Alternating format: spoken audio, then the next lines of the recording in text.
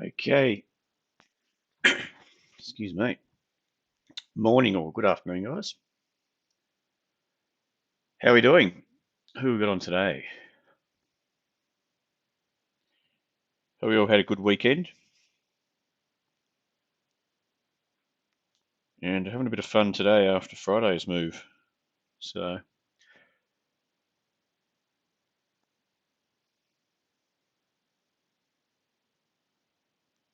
me just check. Um, oh, look at the Hang Seng. No one's have a crack higher. G'day, Nathan. How are you, mate? So I'm coming. I'm just assuming I'm coming through okay. Sound is good. Hear my my lovely voice, and now we'll just rip into it.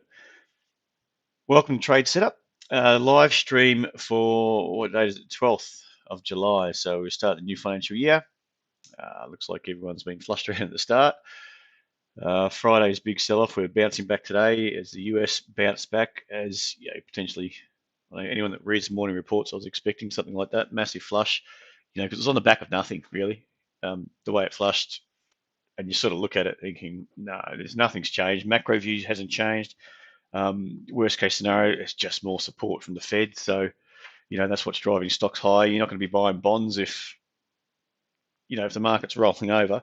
You won't be buying bonds with zero yield. Why wouldn't you just keep diving into shares? So, g'day, Pete. So that's what I was viewing sort of on that sell-off and the bounce back, which played out okay, played out well. The broader market S&P just went straight up to new all-time highs and finished new all-time highs. So yeah, very tough market. I think weekends. I don't know if anyone's heard that saying. Weekends just getting squeezed out constantly. So you've got to have a bit of conviction with what you're looking at, with what you're reading, and especially the macro view. You've got to. I feel anyway. You've got to understand what's happening and what's driving these markets and what's driving the bigger money. The last stream we were talking about it, bigger money flow. So it's kind of not getting caught up in the day-to-day chop. You see the US down, so people are selling the open and getting caught out when it starts to find a base. And like today, and it's just turning around. They've had to rebuy it a lot higher.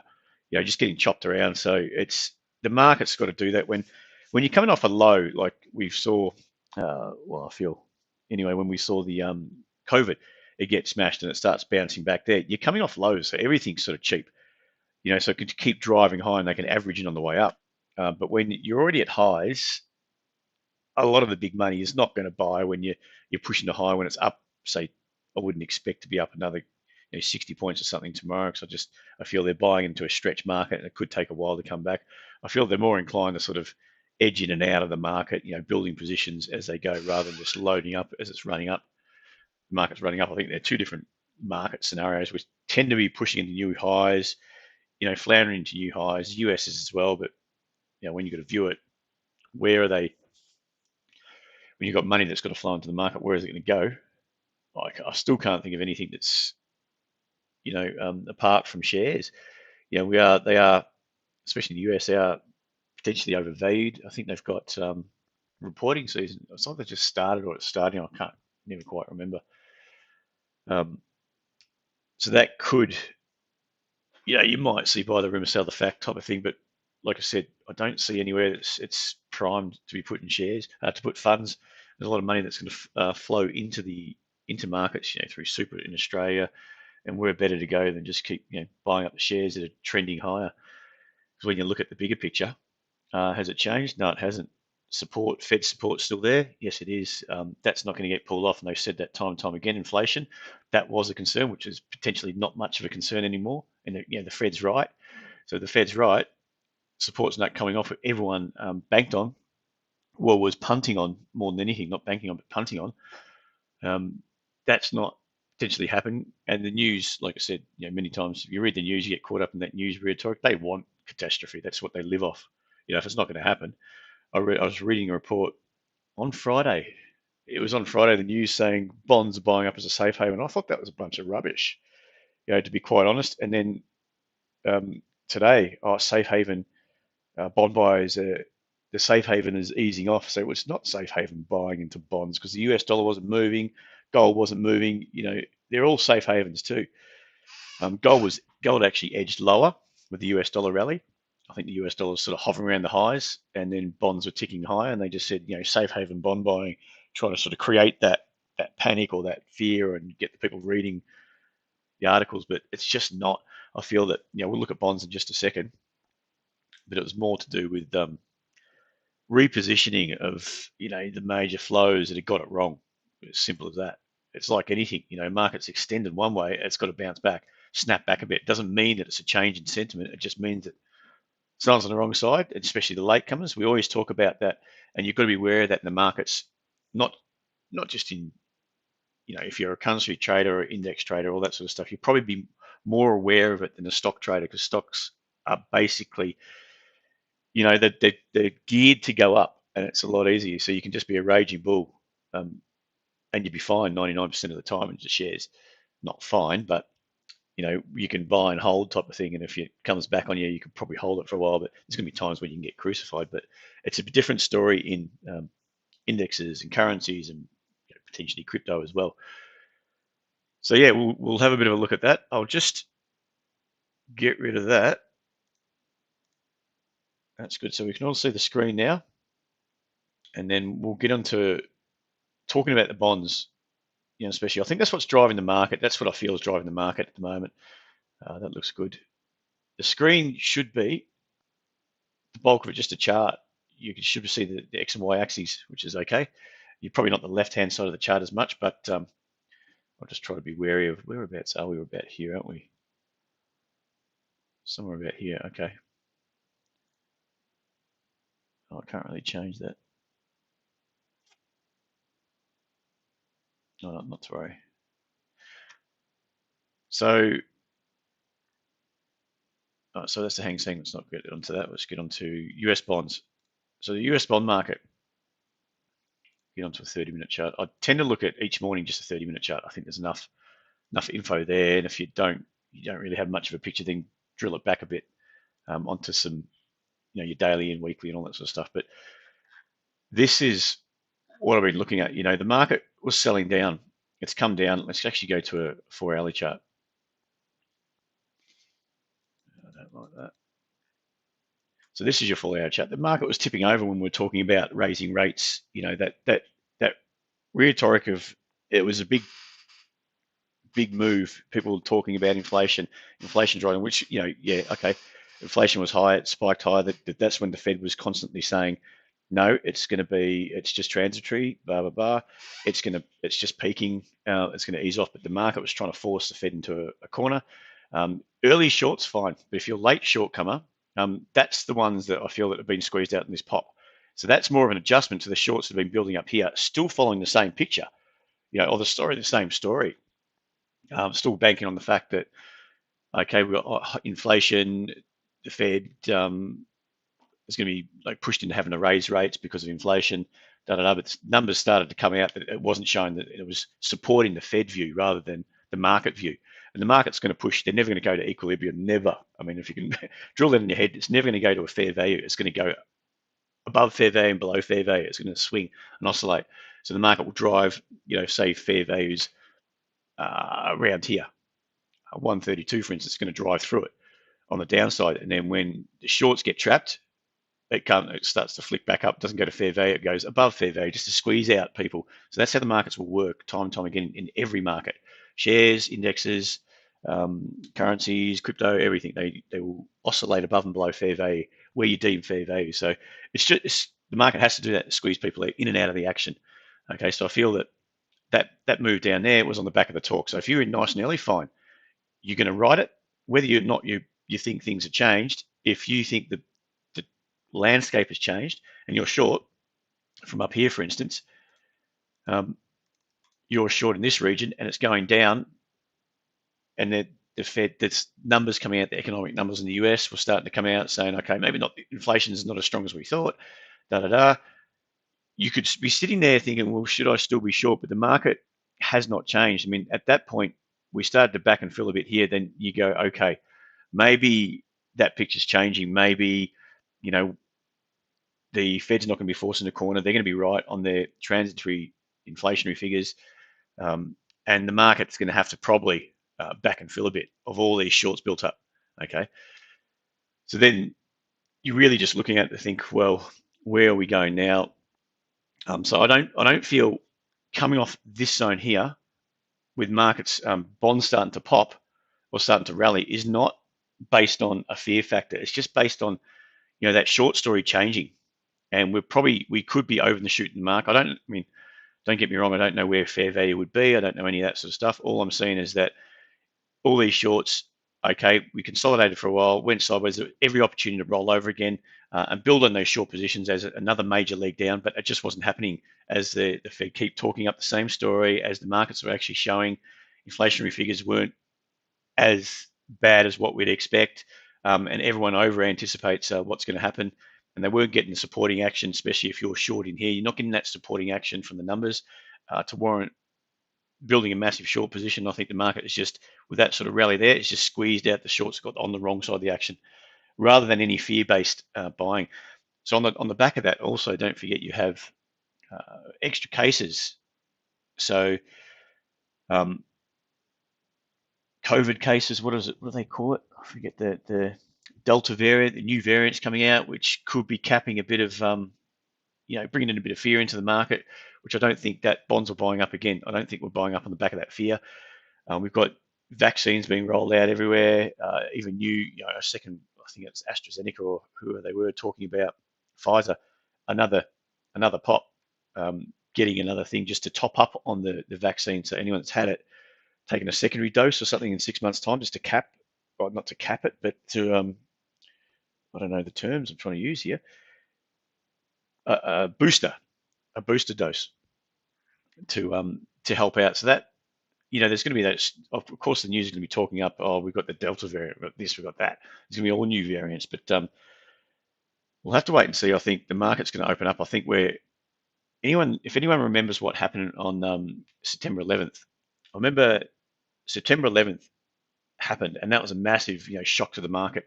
And then anything after that, any sort of terrorist attack or anything that happened after that, had a shock, but the shocks were losing steam every time.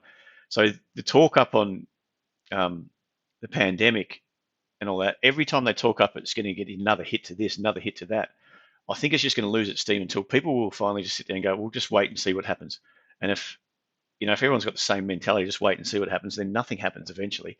So I feel that talk on the pandemic and all that stuff, I don't think it's going to have much of an effect on bonds. You're not going to get this fear-based, I wouldn't expect, fear-based rally into bonds. I think we could be chopping around here. We might grind our way higher just to see how many of these shorts that we can squeeze out, because there's been a lot of shorts in here from these highs up here, consolidated. There's shorts building here. So we've essentially, I think, with this pop up here, anyone that's been selling below, say 132.28, with this is resistance zone here, is potentially being squeezed out. If they're not, it's probably going to be a bit more of a pop higher just to squeeze them out. I think there's going to be more problems if bonds start heading south again and start, but it's got a lot of work to do to push down to this level. But I think there's more problems going to be caused by bond yields rallying or bonds heading south rather than bonds rallying. So the market sold off. Like I said before, I disagree with the fact that they were saying a bonds rallied and a safe haven buying.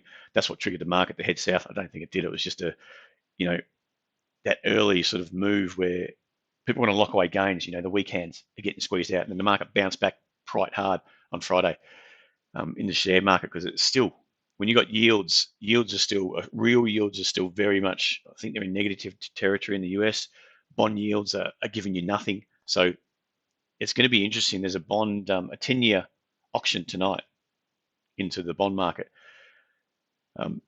It's going to be interesting to see how that gets taken up, whether there's a lot of interest in the bonds in the 10-year auction, or there's a lack of interest. Because a lack of interest meaning that no one's willing to buy the bonds, meaning that probably their view is over time they're going to be lower. So why buy bonds at these rubbish yields at the moment? That's the physical bond market.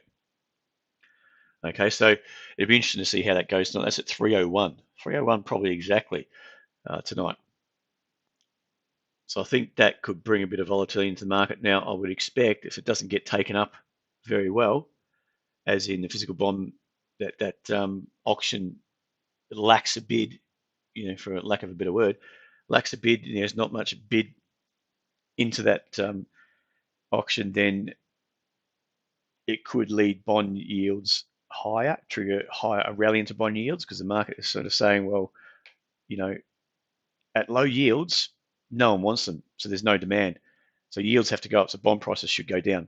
And I think the secondary market being, the bonds, the futures market, I would expect to head lower. And I think that's what could be putting pressure onto the market. So it'd be interesting to see how all that goes tonight. Now let's get into, does anyone follow the bonds? Or is it just because, if anyone that watches or reads the morning report is just reading the views on that at the market? But I think the way the market's going to get capped at the moment in any of these rallies is more of interest rates, to do with interest rates. I don't think, that's why I was a bit surprised with the sell-off the other day, because interest rates weren't going up. There wasn't any talk of pressure from rising interest rates, from rising inflation and all that sort of stuff. And then we got hammered on,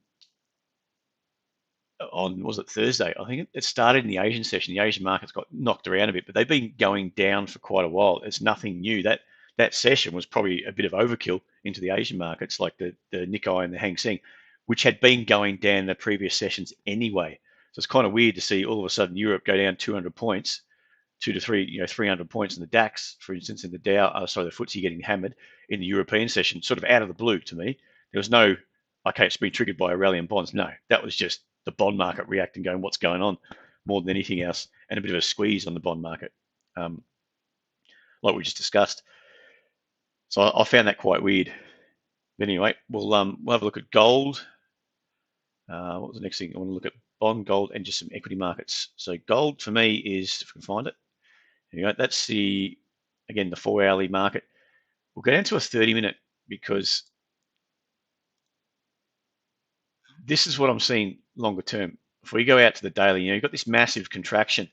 Longer term, market's heading up. Okay, so we're talking mainly the daily now, so you can just think this is a 4-hourly chart, but the daily, that's the general bias of daily move. Holding. I've got this move up here, this thrust up to around 2080 thereabouts, 2067, 2070. This push up here, a lot of heat. You're getting further away from the MAs. You get sort of further away from the averages. What we're looking at here from that rising trend line, and we contracted back in for quite a while now. And I think that what we're seeing now is this little pop up here out of that contraction. So the daily was contracting in, still contracting in with all right up until about here, when we pushed up through that sloping trend line down, as in out of the contraction to the upside. Bit of a pullback here, and we started to hold. And I think I like the fact that it flushed down through the support at 1760 or so, and it's bounced back since. So if we go into the 30-minute chart, we've got to sort of anticipate what's happening around here. And it's what's happening around sort of 1810, 1820 mark. I feel that if we can hold and consolidate, we could be chopping around here quite a bit. But I think as long as we consolidate above, say, 1795, 1796 is sort of the area I'm looking at. As long as we consolidate above there, the longer we do, I think the more emphasis is going to be to a move to the upside. Okay, on gold. So we've got a couple of gold stocks. I think we've got Perseus, which is, for whatever reason, been hammered off the highs. We've taken a partial anyway, which is fine. It has pulled back. We're still up on it, but I feel that's kind of in a pause mode as well. As long as gold sort of hangs around here below sort of the 1810, or so it keeps testing and rejecting into 1810, but holding this zone around 1795, I think it'll probably continue to sort of chop around on Perseus and a few other gold stocks. They're not getting out of hand. I think they have in the past. You'll see the gold stocks have had a good run up, but gold hasn't supported it, and then they've come crashing back down. So people have got a bit ahead of themselves on the talk that gold is an inflation, which it's not showing anything to do with inflation at the moment. It's more linked to the US dollar. US dollar goes down, gold will be supported. Gold, US dollar goes up, gold's getting sold. And US dollar can go up and they can talk about inflation, but gold's not showing that as well. It's not supporting the argument of getting bought up and on back of an inflation hedge. So for me, I'm still looking at gold. I want to see this zone here hold. I'm kind of looking to think, well, if we can hold in here, today, we might get this higher low. And I don't mind flushes rejected, and that's around 1805. So just drive that up. I think this move up here is a bit more controlled than this sort of spike up and then coming crashing straight back down. It's more, and it's more controlled than this as well, because this kind of push up and then push down into support, getting rejected a couple of times. It was different to this move up here as well. Okay, can we see that? Yep, we can see that. So I think it's different at the moment. So what I want to see is a bit of work done around here. I want to see any sort of, try to spike through 1805, below 18, maybe rejected quite quickly. I want to see that. I want to see it, if it is getting rejected, then I want to start to see that, sellers give up and then buyers start to hold. And I think this leg up could take us up and through 1810, 1814, and I want to see if it can push up into 1820, and break through these highs essentially, and then see what it does from there. It may take a while, depending on what the US dollar does, but I'm sort of biased up on gold at the moment. As long as we're holding, we're not going to get smashed down through 1810 and hold below 1810. I think the longer term the trend is up. It's holding above that 1810 zone. The longer it consolidates above there, I think the more emphasis longer term it's going to be pushed higher. Okay, so that's let's look at the gold US dollar. We were saying up here that I think it's overcooked on the upside, and the market will, like I said, time and time again, will sucker in some buyers or sucker in traders, not potentially just some buyers here. But the fact is, this move up here, you can see that it was holding with this sell off here, and then we pushed up through the highs. My view that we're going to fail these highs, okay, because of breaking down here, because of this move down here. So for me, that I would have expected that could test. It could look like a buy every day of the week, but to me, it was more of a sell, purely because I think there's traders getting trapped, longs getting trapped, okay, and that was coming into some. I think it was, I don't know if it was some data out at that time. It might have been payrolls. What date was that? The 7th? No, the 7th was Wednesday, wasn't it? Wednesday? Yeah, Wednesday, I think.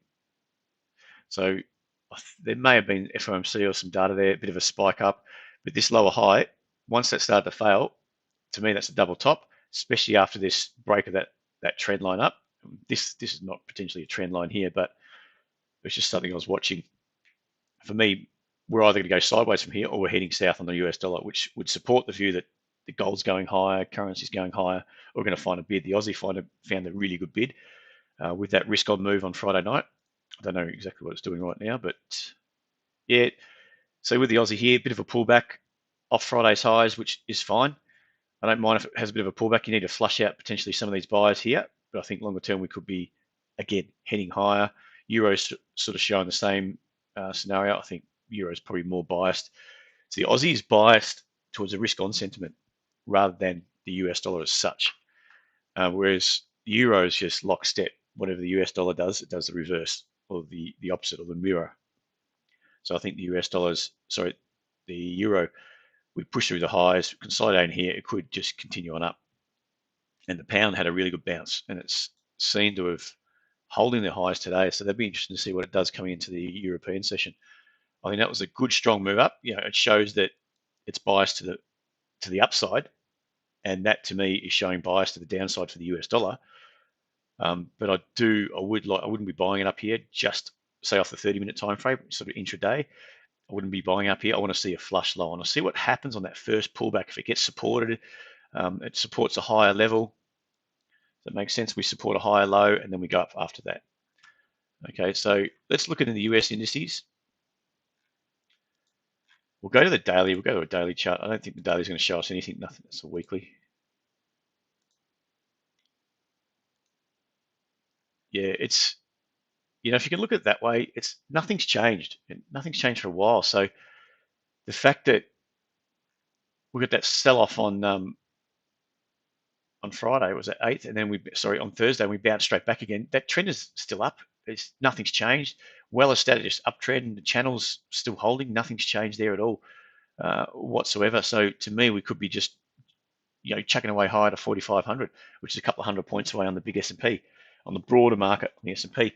The Dow, there's still nothing's changed. The fact that we held this level here sold off into it. We bounced back, and that sell-off Friday, everyone was saying fear-based selling, buying into bonds is going to trigger a sell-off, da-da-da. Everyone's getting a bit nervous. This is the one. And if you go on Twitter, go and check out Twitter, how many bears come out, whacked on the bear suits and saying, this is the one. This is going to be the big sell. It wasn't. The daily had shown absolutely zero for me on the Dow and the S&P. If you're looking off the daily basis, absolutely zero reason why it's going to be a sell-off, apart from having a bit of a pullback from the high. Okay, so really, to me, the key on the Dow, the key was this failure here, the failure to continue lower. Okay, if we can just draw that up there, that press down there was more, and the fact that we went through the lows, we rejected here, back up to the highs, power back down on a daily basis into those lows. Okay, fair enough. Finished on the low. The very next day, it comes straight back up again. So we're rejecting that move. Okay, even probably there's more of that zone there. Okay, so this double tap here, we went through the level just into it, a deeper pullback into that zone, into that level, and then rejected it again. It's not saying to me anything on a daily basis that we should be heading lower. If anything, I would feel that we, next coming days or something, we could consolidate as long as we hold above this higher level at, was it 34,100, for instance. On the Dow, we're going to head into new highs, new all-time highs again. And NASDAQ, the fact that NASDAQ's bouncing, and they're the ones that are going to be more adverse to high debt levels. Okay, and the NASDAQ still going higher is showing absolutely zero reason why you should be fearing higher yields at the moment. So really that bigger picture has not changed whatsoever. Okay, we'll just look at the XJO. XJO traditionally is just tentative. No one wants to take a chance on the XJO. It just, on the ASX, it doesn't want to do anything. What we want to see is the market's in a powerful bull market before we decide to go jump in and nibble at some long positions. So I think whereas we're pulled back quite easily off the highs, we're very tentative to go up. So for me, even the XJO, we're consolidating sideways and under all this pressure. So if you're looking at it from a technical perspective, the way I would be looking at MACD, the MACD I'm using for momentum. Okay, so MACD, we're rallying here, momentum's coming off. If momentum's coming off and the market's going sideways, that's more bullish for me than anything else. Okay, you can read anything into the candles, each individual candles, but you've got to take into account the structure of the market. This kind of here, this move here through here is, could be a bit the same. You can see that momentum's coming off. It was coming off here. Market's sort of trickling higher, a bit of a pullback here. You could have been, all the the bears would have been saying the same sort of thing. We're going to roll over. We're going to roll over. Instead, the market's going sideways. If you're going sideways when momentum's coming off, it's a sign of strength. It's not a sign of weakness. A sign of weakness is when you start to spike down. Okay, when you're spiking down, you can remember why are we spiking down? It's because there's no buyers there. There's nothing in its way of the sellers. But when the market's going sideways, you're going to get sellers when the momentum's coming off. But it's just proof that buyers are standing in the way. Okay, they're standing in the way. They're willing to hold up at higher levels. They're willing to consolidate this zone and potentially head higher. So anytime you sort of see that kind of action where the market's going sideways, like we were, through here when we got momentum off, even here to some extent when momentum's coming off here, you sort of bias sideways more. This zone through here, and now we're biased sideways again when momentum's coming off here. Okay, so to me, it's more setting up for a bust through the highs. And that the markets, we've spoken about this many times before, the market has to trap people. It has to potentially look like a selling opportunity to drag in some sellers to turn around and squeeze them back out again on a rally. Okay, so that's the way I'm viewing the ASX at the moment. If anything, biased higher, we're still holding this zone through here, which is at 72.50 on the ASX or the XJO. You rejected it quite a few times. A flush into the zone, rejected a flush here on Friday, and got rejected into the close. It started to hold up and rejected into the close. So it's all, for me, a positive sign. All right, that was any questions on just that rant there. If there's anything you want to look at, put it into the chat now. Any stocks or anything at all. Doesn't have to be stock related, but generally that's what we're talking about. And I've got a couple of shares I just want to go over anyway. And I'll get that up on the charts now. We'll start off with here, MCR. So while I'm waiting, I'll get through a couple here which might be interested in seeing. NCR, I've got AZY, Linus LYC, and 88E. I can't even remember what that's called. I just know the codes. So we'll start off with this one. Just looking at the weekly. Looking at that weekly, you've had a move up. We're sitting right on the MAs here. So just bearing that in mind, we're not going through. We're getting soaked up on the MAs. So anytime you see it getting soaked up, it's bigger money willing to provide support. Okay, building a position, adding to a position, or whatever they're doing. Okay, so for me, when the MACD is coming sort of from the overbought region, so every market's going to get overbought in an uptrend. Some heat has to come out of that. So what happens when the heat comes out? Okay, what are you doing? The market's selling off, or is it just coming back to the MAs? In this respect, we're coming back to the MAs. All right, Joe. Coming back to the MAs here, which is a good sign. So anytime, like I said, the market's sort of pulling back, we're holding in the MAs when the MACD is coming off or the momentum's coming off, is a good sign for me. Looking to bounce off those MAs. So that's the weekly scenario. And the MACD, yeah, it's really nice when you see it sort of go from overbought, coming back to that zero line. When it starts to bounce off the zero line, it starts to look like it's going to find a change in momentum from pushing down to pushing back up again. And the fact that it's holding on those MAs is a cracker. So what I'm looking for in Mincore, I've been debating whether just buying here. Normally I like to take the break of the highs, but I don't think, if I take the break of this high at 110, for instance, I feel that it's going to pull back. It's not going to get out of hand on the upside, but it's going to have a deeper correction. So I'm sort of debating whether I buy that and hold a stop below 95, for instance, because if I buy it here and I get stopped out, that uptrend is changing. We're not going to go into an uptrend. That whole longer term supportive weekly structure is not going to play out like expected. And that's a strong structure, what you're seeing on the weekly chart. So I'm sort of debating here whether we just look to buy, even buying a break of this high, buying a break of 106, buy at 107, you stop down at 95, because I feel it to be taken out at 95 without kicking off through 110, I've got it completely wrong. Because you can see that move up here, that's your corrective action on your weekly chart. We're held up nicely at 90, sort of these lows in through here. I'll draw it up. Held up nicely, even holding a high low.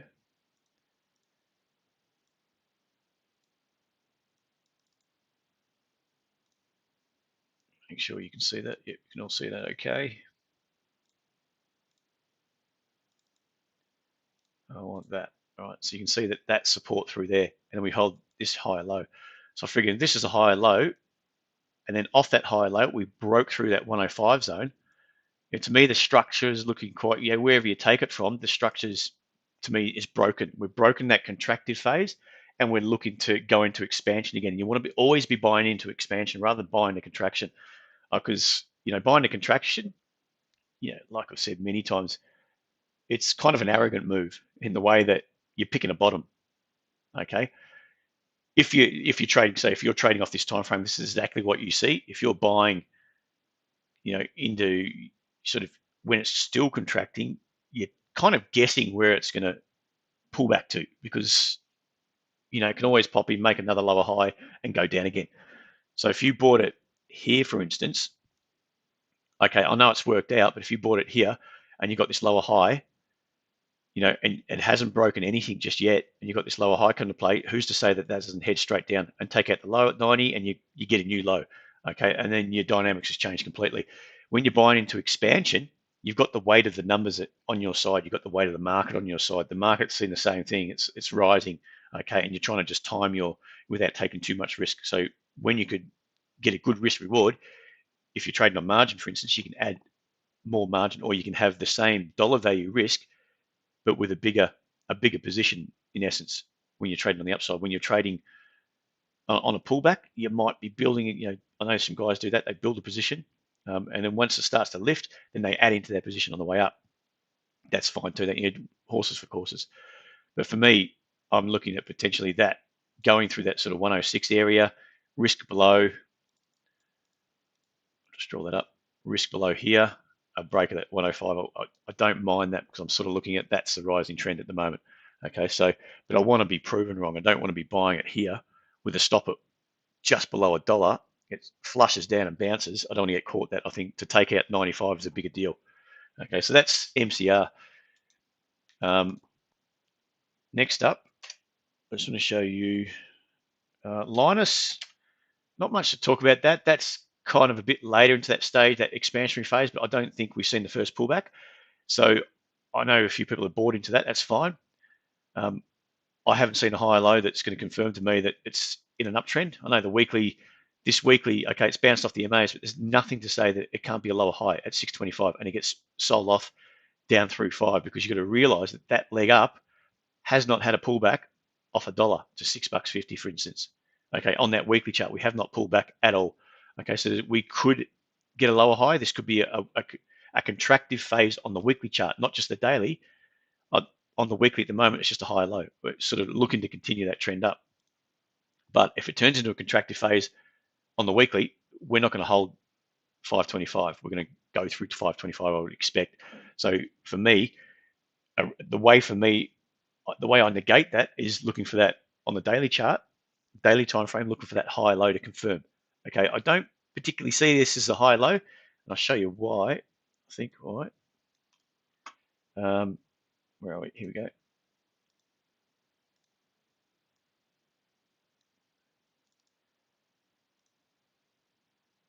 I'm sort of more seeing that that's the structure there. So if you're looking at this as a high low, anywhere in here, it wasn't, because it hasn't confirmed, it hasn't broken out. What I always want to see is a breakout and then a high low, and then that's where you're buying. So that's confirmation that we're into an uptrend. That there could just be a bit of a flush, could be a trap. You know, we trade into these highs. If we trade straight into those highs and start to fail, and we start to see into the highs a lower high come into play, I'll be a bit concerned if you're long. Okay, so ideally, what I want to see right from here, I want to see that pullback from here. I don't want to see it to get 550. I'd rather see it pull back to $1, retest, find support coming in $1, and then buying into that. So you're buying into a rally into the daily chart in anticipation that you're going to break 550, you're going to break the new highs through $7. Okay, that's why I always like to see a higher low after the break out of that contractive phase. And sometimes, I mean, there's a lot of times I could be sitting here looking at Linus, it could just keep going. That so be it. It happens a lot lately. It's been happening a lot lately. So that's just the nature of trading. That's what I want to see, and that's what I want to trade from. And if I don't see it, I don't want to be chasing the market high, because this could be the one that I get smashed on. I'm not ever willing to get smashed when there's that much opportunity out there. Well, that many stocks out there showing opportunity. What was the other one I wanted to do? That was Linus. Let's just look at AZY. AZY is more, it's not cracking price structure, just like the way it's expanded up here, and that was back on April, 7th of April, expanded here. I think it was news driven, and they've had some good news out today. But the problem is it didn't, I think this was on the back of some news that new holes, showing some new gold intercepts, whatever. News today was just supporting that. I think discovery of significant zones of high-grade gold at Minyari, and all it's done is open and gone down. So to me, the fact that it's holding above 4 is great over the longer term, but there's nothing to say that there's a lot of people here that bought it, even buying it down here, that are sitting watching going, if it breaks below 4, I want out. Okay, it maybe needs to squeeze, and a lot of new buyers that are sitting there going, I want a piece of this, because that really does look like sort of kind of strange price action. And even on the weekly, I would rather see more chop and hold above 4 cents for longer. Okay, the longer it holds above 4, the more likelihood that the bias is going to be up and it's going to break to the upside, rather than flush down through 4, with targeting a test of 3 cents. And so if you're buying above 4, you're buying into the support zone, and you're not buying off a higher low, you're just buying off support. There's a chance that you could be down at 3 before you know it, and you've either got stopped out or you've got a bad trade on your hands, I guess, to add to your stats. Does that make sense? The last one I'm going to look at, that was AZY 88. 88E, it's kind of a risky one, but on this little pop here, you've got some volume. So you've got some volume on this fresh straight up. I feel sorry for anyone that bought it on the 1st of April. Look at the bought that and go, I'll hold it to the next day, and then the next day it's down. I don't know. So you bought it at 8 cents, you're down at 2. You've lost 75% overnight. That's evil.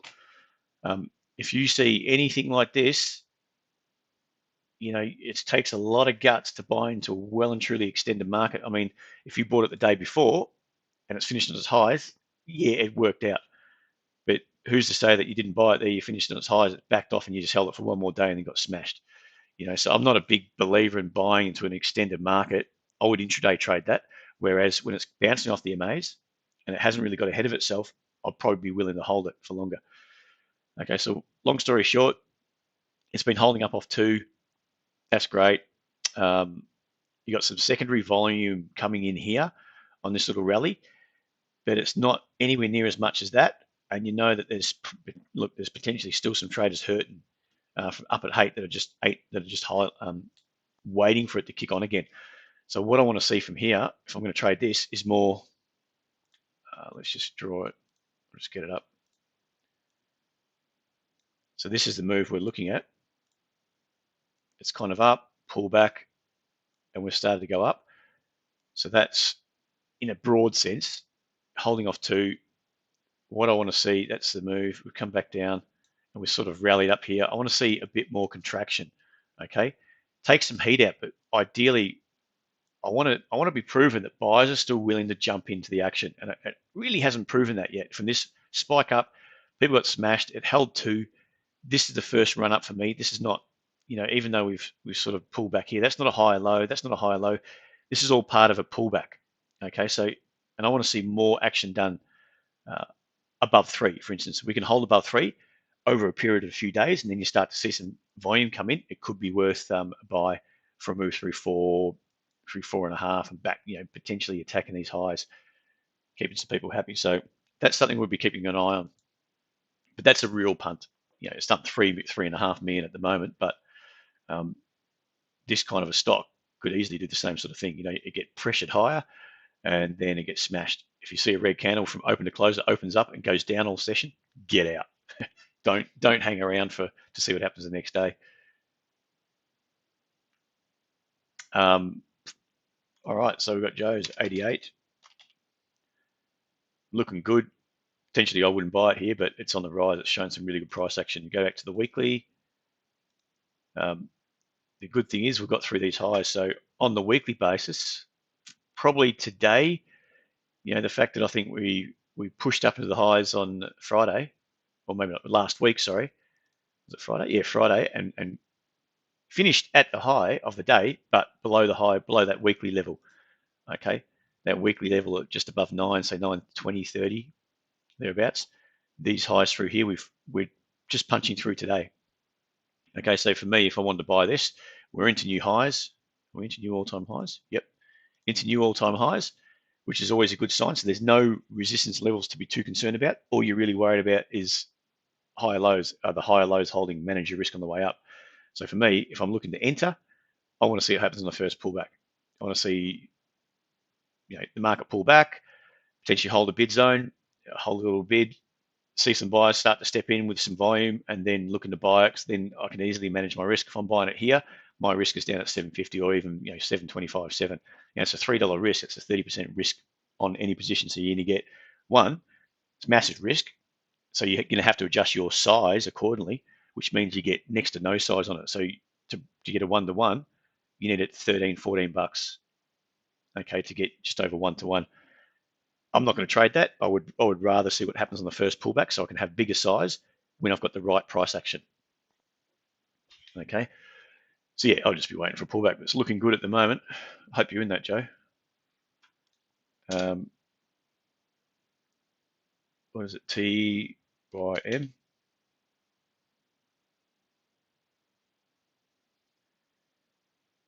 TYM. Just make sure we were working good. So that's a daily. That to me is just starting to come off the MAs. I mean, again, if I bought that, if I was looking at this, I would have potentially buy it on Friday, the breakthrough sort of that 2-cent mark, but you're sort of buying it again. You're buying it into the highs, potentially just buying it even today on that sort of little pop through 2.5 cents with your risk at 1.5. That again, to me, it's not something I'd trade, but it's massive risk. And that's only just started going up off that low. Just because it's come into that 1 cent mark doesn't mean that we're not going to get another big push down through 1 cent to go into that 0.0 something of a cent. There's no reason why we can't. Is this on TYM, Joe? Is that you're just waiting for the pullback on this one here? So if we pull back from here after this big move down, so you can look at the bigger structure on is it time Les group? 88, yeah, okay. But even on this one, if you look at the bigger structure, that's a big move down. That's a good rally up there. Bigger move down on the weekly. So have we finished that weekly move down or haven't we? I'd suggest that we've got some volume coming in, momentum starting to push higher, but it's pushing into the MAs. There's nothing to say we're above the MAs at all on the weekly. On the daily, yeah, we could just fail here. We've done it before. This little pop up here. If you can see that pop up there, we failed and we took out the lows. There's no reason why we can't do the same thing here. There's not much left in it in the way of price, but there is no reason why we can't do that. I would rather see a spike higher and then a pullback and see what happens.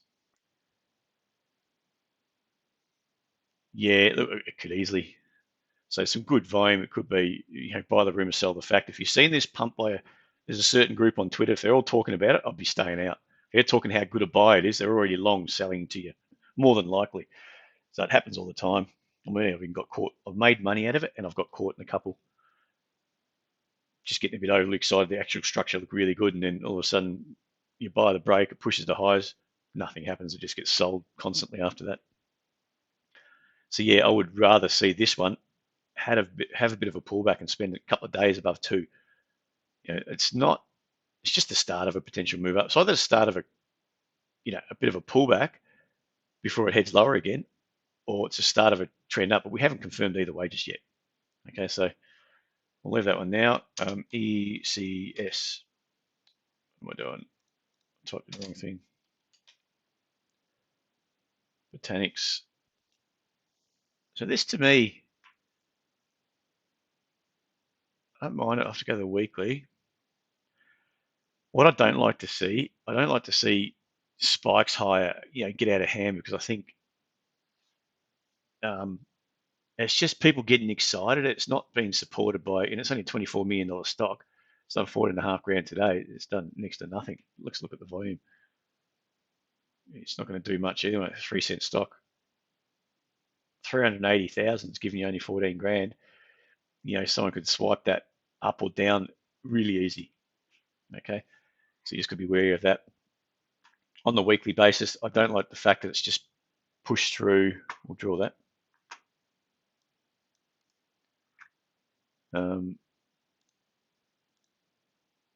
Here. So the fact that we've just pushed through that low, a market does two things: either pushes through and comes back above and then retests and holds, which is not really doing that. It's kind of pushed below, popped up, pushed below again, had a deeper correction higher, come back below it again, finished above. Yeah, but this could be a time we just get smashed and we go through that low. We go back all the way down to 2-cent mark.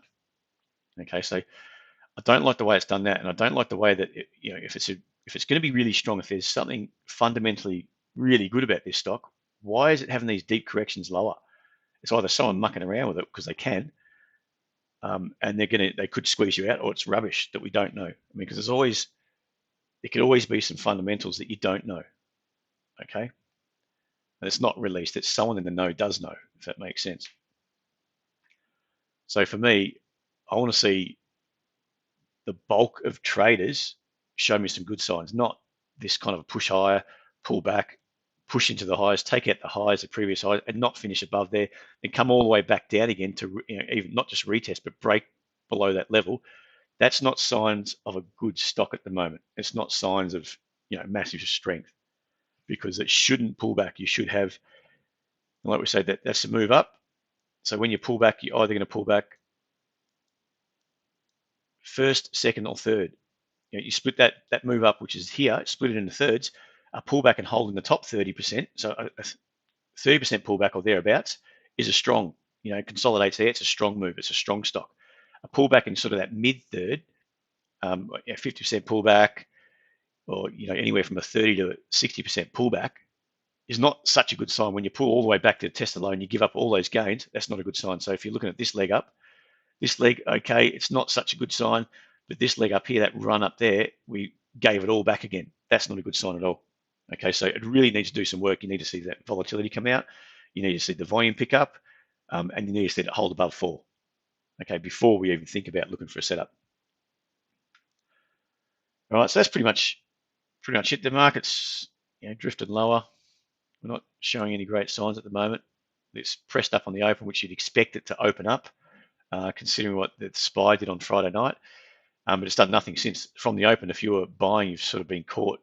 I guess SPY traders, I haven't looked at the SPY, to be honest. It's doing nothing today. I'm not overly excited about it. I did have a couple of trades on, was it Hang Seng shorts, but I did bail really quickly because I really was I was playing around. I wasn't really prepared for it. I was getting ready for and kicking myself a bit now because I made, say, I think I made 20, 30 points all up over 2 trades when it dropped 150 or so. So, I just wasn't, I've done that lots of times before. Let's just have a play, and all of a sudden you're chasing your tail. You've got a couple of bad trades on your side. I wasn't willing to muck around too much with it, let it turn to negative. So, yeah, Hang Seng it's giving some trades, but it's not anything fancy either. Let's just look at a 5-minute chart in Hang Seng. You sort of gapped up in the open, pressed down.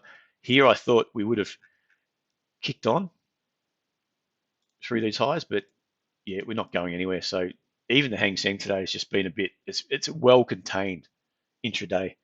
SXL, I'll do that for you, Pete, no problem. It's well contained, so we're just coming to the lows now. There's the actual futures trading. So my trades were, you could probably guess it was after that spike higher, that was 11:30 open. So that was index open, it spiked higher, flushed higher. Any of these, dragged into shorts, trapped them, and then dropped on, fell on top of them. So that was a short in here. I'd come down to here and traded it short somewhere in here, just next to nothing. So you can see I really left a lot on the table. Anyway, it happens. It happens. What was the other one we're going to trade now? ECS. Let's look at SXL. I was looking at this one, Pete.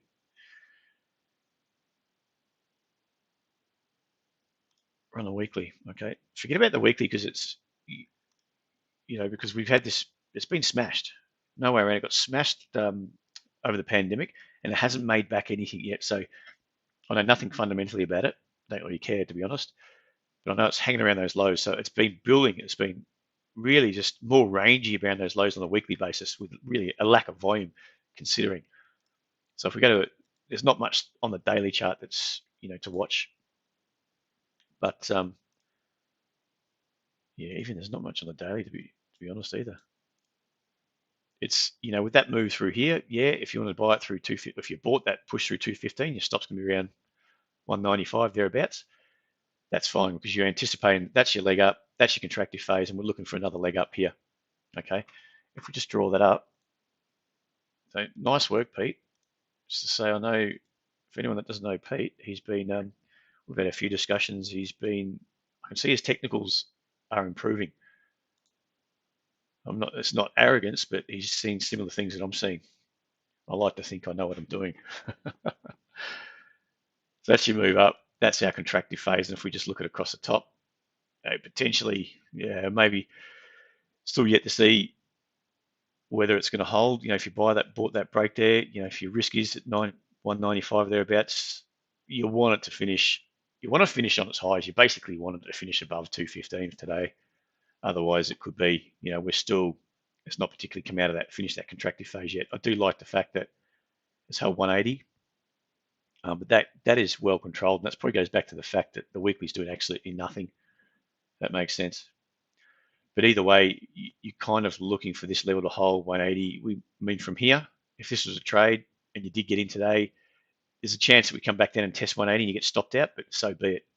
I mean, there's the potential for this to have, if you can measure that leg from there to there, let's just guess from 140 up to 280, so 140, add 140 to 180, that makes it 320. So you could be looking to a move for 320. So if you're giving up a few cents here, so be it. Because if you get on the right side and it does move to 320, there could be some really good risk reward in that. And you could easily make it back plus more, okay, depending on where your risk is and how much you're throwing at the trade. All right, so that's probably about it, guys. I hope you enjoyed that. Um, if there's anything I missed, if there's anything you want to ask that you didn't, just send us an email or jump on the Discord if you're in the Discord channel. If you're not, just email support@tradesetup.com.au for the link, and I'll send you off the link. You can jump in. Bit of banter in there, a lot of intraday stuff. We talk about the shares a bit as well. If there's anything you've got questions, whack it in there. We've got lots of different opinions. You can make up your own mind what you think is good and bad, okay, and what makes sense to you. Okay, so yeah, thanks for joining me. It'd be great if you can leave us a like after on the YouTube channel, help us spread the word and build the channel a bit. But otherwise, I'll see you again next Monday, hopefully. If I don't, just keep an eye out. I think with the streams, I'm probably going to be easing off a bit. Won't be doing them all the time. But yeah, it's when things are interesting, there's something to talk about, some good stuff to talk about. I'll just jump on. So just keep an eye out for the what do you call it, the alert to come out. All right, guys, thanks very much for joining me. Have a good day, and we'll speak to you again soon.